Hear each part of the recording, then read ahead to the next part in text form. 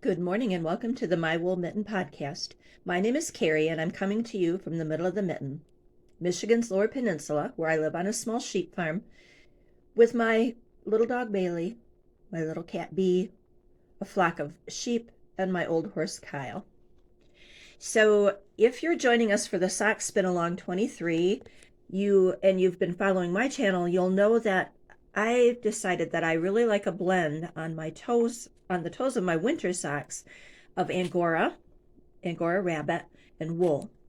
And I'm hoping, here's kind of a good news, I'm hoping to have some of that blend available for you before this knit along is over. We'll see how that goes. I'm working on that right now, having some blends available for you before the end of this, and then you can spin your own bunny toes sock yarn. So look forward to that coming up. But in the meantime, I've had some questions about how I spin Angora rabbit fiber.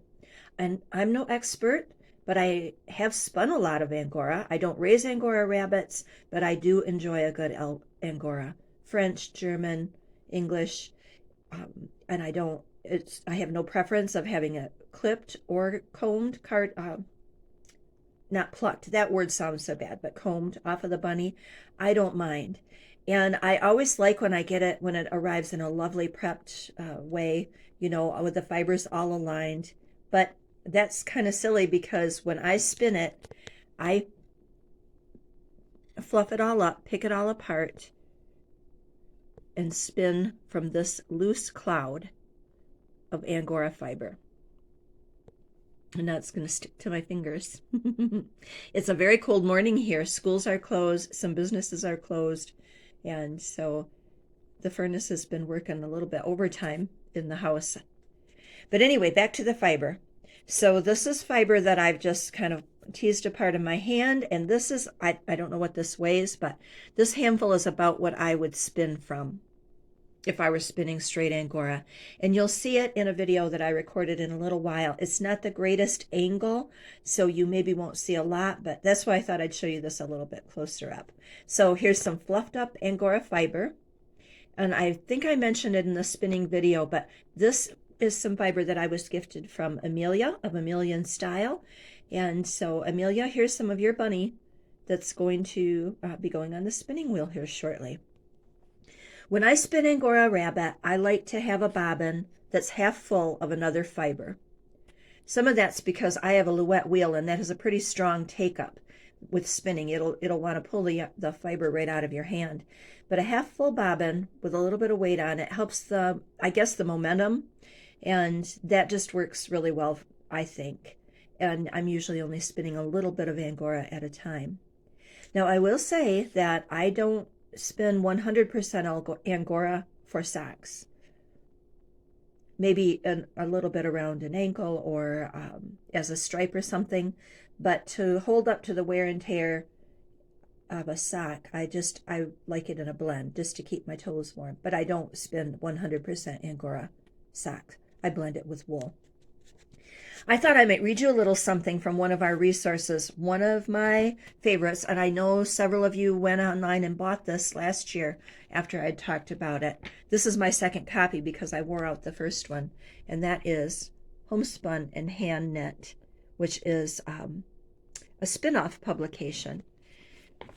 But one of the patterns in here is called Classic Sock, and talking about a person who spins for sock yarns, and what it says about her, which I really liked, that knitting socks brings back memories for Gerda, who is the person who wrote this pattern. Her mother, who taught her to knit early, insisted that she master this basic sock formula, and by the time she was 16, she could knit a sock while curled up reading a good book. Her mother was born in 1885, had learned to knit from her own mother by the age of 5, and she was required to knit 2 rounds before she could go out to play. She could knit socks from memory by the time she was 9. Isn't that neat? I mean, it speaks to a different time of when sock knitting wasn't just for pleasure, it was a necessity. And I guess for myself, sock knitting is a necessity too, because I need a good warm sock and I want something that'll hold up in my boots in the wintertime. So anyway, then Gerda goes on to say that she's combined her knitting skills with newly acquired spinning expertise, and that she was working on a special study in hand-spun Angora yarn. And so she designed a sock that had a short cuff that was trimmed in Angora. So if you don't already have this book, Handspun and Handknit, it's available online still. At least it was the last I looked. And I highly, highly recommend it. It's not just socks. There's mittens and hats, but all done with hand spun. Okay, so that's my little bit of introduction here. I'm going to try to keep this a short video. Again, I apologize for the quality of the setup, but I hope you can at least get a feel of the quick spin that I do of the Angora fiber.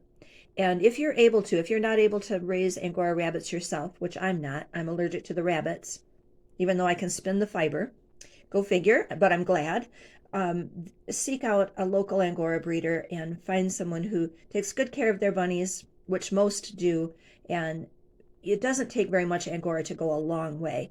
And so even though it might seem kind of pricey for an ounce, Angora rabbits are a lot of work, and keeping the fiber nice is a lot of work. And so I encourage you to look for a local Angora rabbit raiser to get some beautiful Angora fiber. Okay, enough rattling on by me. Let's go to the spinning wheel.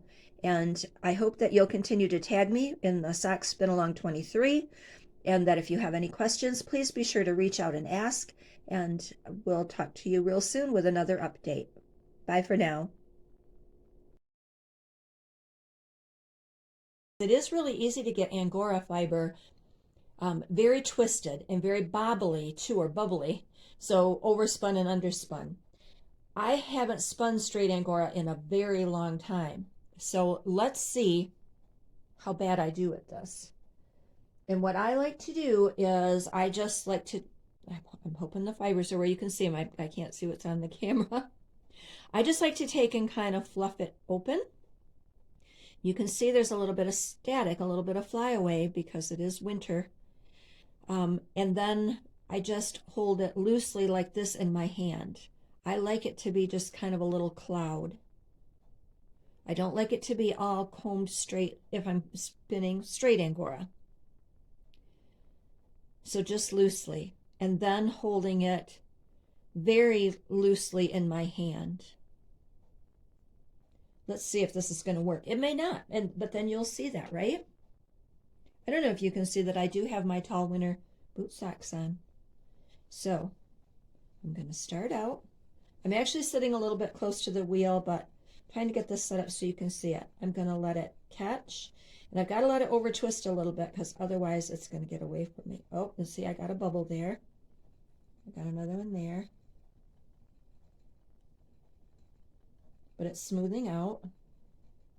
So you can see that even though I have a loose cloud of fiber, I am kind of drafting back. But doing that, I've got a little bit more control over it. If it was all combed really smoothly, it might get away from me. And that's just me spinning. So I'm trying not to let it get away. Trying to hold that fiber. See how I just really don't have any grip on it at all. It's just kind of cupped in my hand there. So you can see that. I'm treadling quite slowly. I'm almost to the end of this little handful of fiber that I have. I'll go a little farther and then I'll pull it out and we'll see how bad I did. Doesn't feel too bad after my initial couple of bubbles. But Angora can fool you that way too. I'm going to try to catch this on here just to take advantage of every bit of it.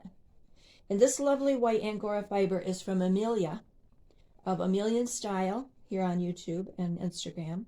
It was a gift from her lovely rabbits. So Amelia, this is your rabbit. So let me pull this out. You can see it's a little over twisted because it's wanting to spin or twist back on itself. But look at that. So if you were spinning a straight, it's a little bit overspun, but if I were, it's for the most part pretty good. And if I were in a comfortable location and not trying to do this just for the camera, can you see? So that's pretty good. I'm pretty proud of myself.